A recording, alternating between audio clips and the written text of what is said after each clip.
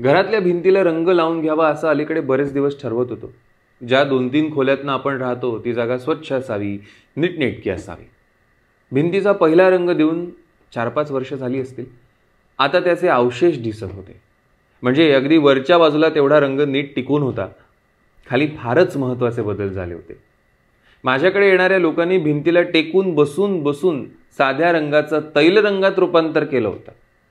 ठिकठिकाणी तेलाचे एवढे डाग पसरले होते की बहुतेक या ठिकाणी तेलाचं किरकोळ विक्री केंद्र मी चालवत असलो पाहिजे असं मलाच वाटत होतं. त्यातनं धाकट्या मुलीला ड्रॉइंग फारच छान येते असं जरी मी बायकोच्या धाकानं वरचेवर म्हणत होतो तरी तिची ही भित्तिकला मला तितकीशी पसंत नव्हती. मध्यंतरी ढेकणांची साथ येऊन गेलेली, त्यांचे उद्ध्वस्त विश्वही जागोजागी दिसत होतं.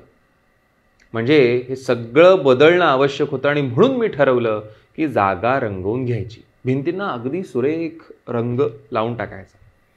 आता माझ्या मनाची अशी तयारी झाली तर या बाबीच बायकोची मंजुरी घेणं आवश्यक होतं.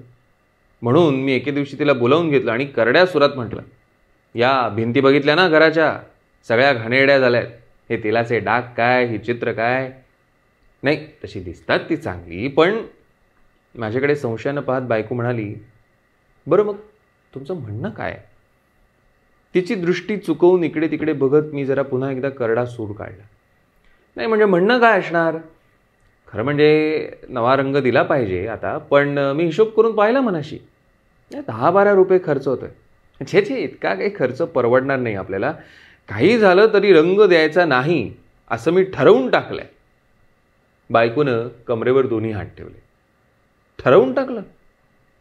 हां. आणि मला न विचारता? त्यात काय विचारायचंय तुला? ते काय नाही.